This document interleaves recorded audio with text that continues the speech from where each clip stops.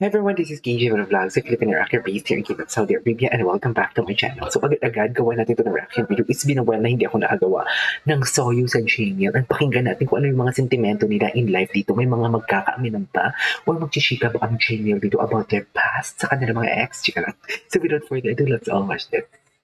Still tuned in sa programang Puso ang Pag-uusapan sa Puso ako. MTN. This is Okay. exclusively May wala si Ana Especially Ramsey. for you. Nag-date pa si Ana Brought to Ramsey. you by Christine Mariel Montariano. Ang ganda ng boses ni Mariel.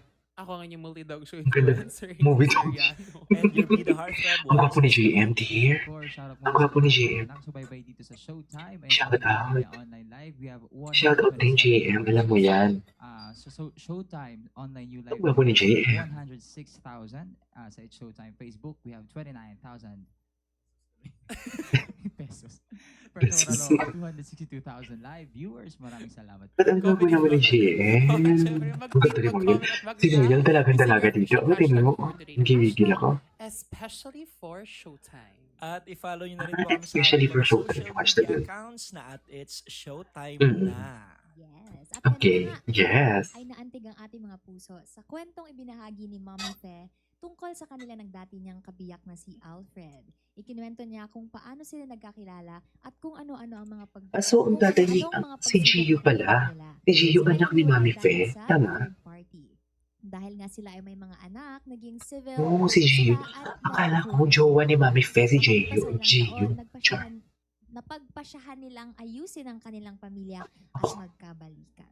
At kalaunan nga ay nagkasakit si Alfred hanggang sa sumakabilang buhay na Ang siya. mata. Ngayon naman kasama niya ang kanyang anak na si Jello na Jello pala, sinusuportahan Jello. siya para makakilala ng bagong kaibigan. So ang question natin ngayon ay hanggang saan ang kaya mong gawin at isakripisyo sa ngalan ng pag-ibig? Ako siguro, kasi iba na yung generation natin ngayon sa generation ni Mami Fe na Totoo. nakapagpasensya siya. And ang ganda lang din na may gap, na may Mm-mm. 7-year gap after nung nangyari sa kanila, saka sila nagkabalikan. Kasi yun nga, ang ganda na may growth. Pero sa atin, parang sa generation natin, parang ang hirap mag-accept ulit ng someone na nakadulot ng malaking damage sa pagkatao mo. Right. Actually, oo. Oo. Nakikita ko yung point of view ni AC doon. Parang sa ngalan ng pag-ibig, parang pag-ibig mo rin, of course, for yourself din. Si JM. Parang ganun, diba? Si JM, Yung nakita ko very kay behave. Mami Fe kasi, Very parang behave. sa ngalan ng pag-ibig niya, Ang gwapo para ni sa JM. kanyang mga Ba't anak. parang Kasi lalaki ang lalaki din pag-ibig, si JM? iba-iba Tapos kasi siya. lalaki lalaki si Depende Mami. kung paano mo titignan, Diba? diba? Oh, pero ako, hanggang kailan ba yung um, hangganan ko, rurok ko ng pagsasakripisyo ng pag-ibig. Tudurok. Actually, depende I dun love sa it. taong mahal ko. Tudurok. And depende kung Diba? gaano yung pagmamahal ko sa sarili ko, oo. Kung tama lang yung pagmamahal, tama lang din yung Meron pagsasakripisyo bang siguro. ganun? Pag mahal mo siya, may level ba? Siguro yung mga pagmamahal natin sa kaibigan, hindi naman siya ganun na sobrang matinding-matindi kumpara sa True. pagmamahal natin sa ibang mga tao, ganun. Ibang tudurok. Ako gusto ko yung sinabi ni Mommy Fe kanina na andyan pa rin yung love, pero wala na yung trust. So, naisip ko na May hugot si Mariel. hanggang saan ang kaya mong gawin. Pwede kasing sa ngalan ng pag-ibig, kaya ko pa rin magmahal ulit. Lalo na para sa mga anak ko. Kahit na Okay. nagkaroon ng, alam mo yun nga, gap. Mm. Na kahit matagal na gap na May nagkahiwalay trauma. sila. Pero sa ngalan ng pag-ibig, magbibigay ako ng second chance. Ganon. Ay, taray. Tsaka sabi, GM. narinig ko rin sa nanay ko talaga, iba na talaga ang pagmamahal mo pag may anak ka na. Totoo. Iba yung pagmamahal mo sa anak mo. So, siguro, Sobra. yun yung naisip ni Mami Para Fe na lang sa anak talaga. Para sa ano. Pero nakaka-believe or nakakatuwa din minsan kasi si Jello, suportado niya din yung mama niya. Mami niya. Anak niya pala yun si Jello. Ang gwapo ni Jello, ah. Kapagpasaya, di ba, kay mami. Pero ito sa question natin na hanggang saan kaya mong gawin siguro. Hindi natin masasabi talaga. Iba-iba sa bawat tao. Hindi pa natin na-experience, di ba? So, depende. Actually, napaka-complicated ng love. Oo. Even yung feelings natin, Sobra. nag-iiba-iba yun. Depende. So, Mm-mm. mahirap nga. Oo, pero eto marami tayong natutunan sa kwento ni Mami Fe. At isa na nga dyan, ang tanong ano ang greatest thing na natutunan mo pagdating sa pag-ibig? Tayo ba? Ako siguro, ang greatest thing na natutunan ko pagdating sa pag-ibig ay magtira ka para sa sarili Yes. mo. The best talaga yon. Kasi pag ibibigay mo lahat, darating yung point talaga na ano eh, na Walay ka na. madidrain ka din. So saan ka kukuha? Yes. Sa iba. Ang tanong, paano kapag wala kang makuha sa iba? So kailangan mo talaga nagtitira din para sa sarili mo. Actually, baguhin ko ng very light Sige, yan. go. Dapat mahalin mo muna yung sarili mo para yung overflow sa iba na. Ayun. Nang sobra-sobra. Tapos Tama. yung overflow sa iba na. Ay, gusto ko yun, AC. Parang Thank you. yun, same lang Mm. naman Yeah. tayo. Kayo ba? Go. Ako, Oh, sige. Ay. Ay, Turuan pa. Sabay na Ako kayo. lang. Sige, ikaw, Ano, siyempre ikaw. Gusto ko lang din sa dugtungan or parang same kami ni Kuya Wise, parang give but don't let it empty you. Kasi Ay, nga, mauubos iba si mo, Mariel. tapos kahit sa sarili mo, wala ka nang matitira. Iba si Mariel, Kasi be. Searchy number 2 ata, Two. na parang, Me too. Hala, ang grupo ni JM ngayon wala ka na. sa sarili mo. Magtira ka din. Magtira si JM na papaisip. Sige, ako naman dun ako sa Saan? learn to trust. Yun. Yung Kung sa bagay, it's Yung better na solidong maging trust trusty talaga para ka or what. Partner mo. partner mo. Kesa sa Kasi love. diba, kaya minsan, Di ba? naging issue din yun sa social media. Diba, alam mo yun, yung pag-open natin ng personal account, tapos Ay, yun lang. chine-check, tinitignan, ganun. Sure. Kasi ginagawa ko din yun dati. Oh. Siguro na, learn to trust talaga. So ngayon, Your okay lang partner. kahit di mo na makita yung mga kung sino nagchat-chat kay Okay na, Mariel. okay na.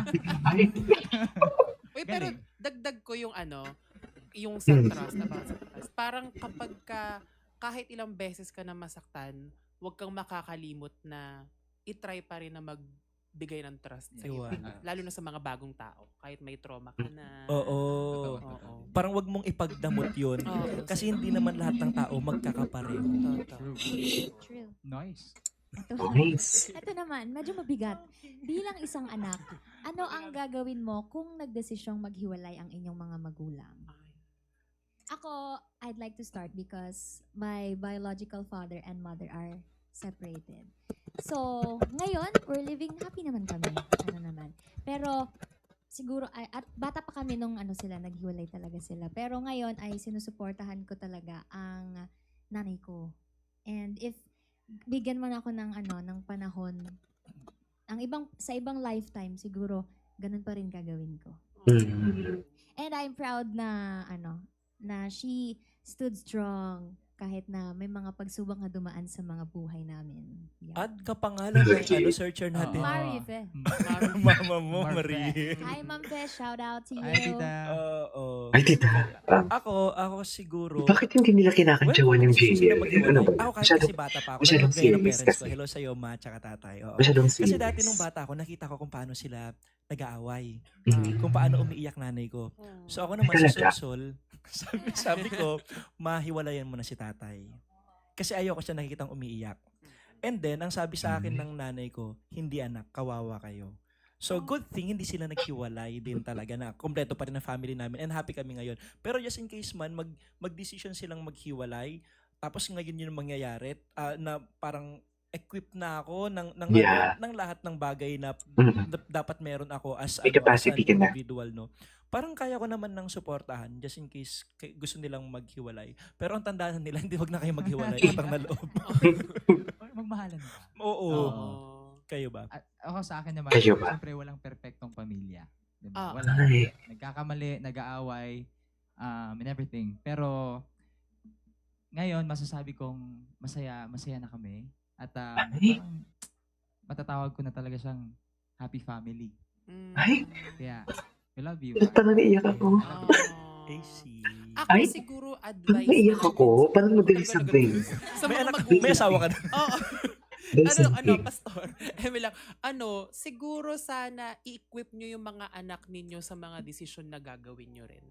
Parang make sure na kakayanin nila yung mga desisyon na gagawin ninyo. Kasi parang magkaibang sides na yun eh. Parang malamang may confusion sa anak ninyo kung paano siya gagalaw, kung sinong papakisamahan niya, yung nanay ba niya o yung tatay niya. So sana ma-equip ninyo yung mga anak ninyo sa mga mangyayari at sa mga kung ano yung maaaring mangyari. Parang sana handa tayo. Be honest also. Walang Yes. walang gulatan Mm. portion, Oo. hindi ba? Oo. Oo. Eto ha, kung ikaw naman ang nasa sitwasyon ni Jello, paano mo ipapakita ang suporta sa magulang mo para makakilala ng bagong kaibigan? Ako, Ah, isasali ko sa especially for you. tama. Bakit? Oo. Push Kayo mo ba? lang. Oo. Go, mami. Lumandi ka. Push mo lang. It's a big world. So you can meet a lot of people na different personalities in different spaces. So Ang gwapo ni explore. GM ngayon. Kung saan siya masaya, let's go. Yes. Tama, di ba? Tama. Dapat masaya lang tayo lahat. Correct. Ito na nga, Madlang Onliners, keep on following us for more breakups and Pwede love na. stories dahil we share this Okay. especially for you. Alright, there you go guys. That is our for today's video. Parang naiyak ako doon. Parang may laman yung kay JM. I don't know kung ako lang or pati kayo. Basta parang may laman talaga yung kay JM doon. So yeah, that's our for today's video. This is KJ for Vlogs and see you on my next vlog. Bye!